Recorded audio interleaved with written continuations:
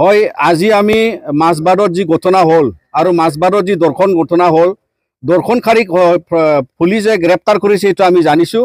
তো আজি অসমত তেনেকুৱা ঘটনা ঘটি আছে। তো ইয়াৰ কাৰণে আমি আকৌ অনুৰোধ জনাম আৰু তাত যি পৰিঘটনা হৈছে সেইটোৰ কাৰণে আমি দুখ লাগিছোঁ।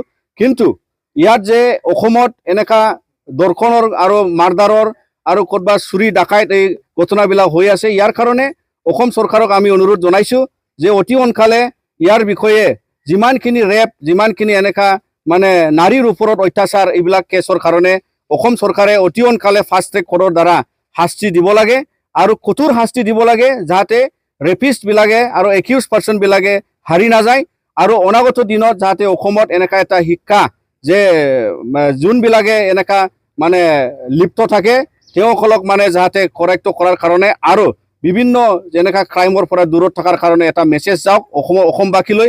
তো ইয়াৰ কাৰণে আজিৰ যি মাছবাৰৰ ঘটনা নিখিল বড়োৰ ছাত্ৰ সন্থা ইয়াৰ কাৰণেও আমি দুখিত। ইয়াৰ কাৰণে আজি বিভিন্ন প্ৰতিবাদ হৈছে তাতে আৰু যি পৰিঘটনা হৈছে সেইটো হ'ব নালাগিছিল। কিন্তু আজি আমি নিখিল বড়োৰ ছাত্ৰ সন্থা হয় আমাৰ ডেম'ক্ৰেটিক ৱে আৰু ডেম'ক্ৰেটিক ৰাইটছ আমি এক্সাৰচাইজ কৰি আমি আমাৰ প্ৰদৰ্শন কৰিম।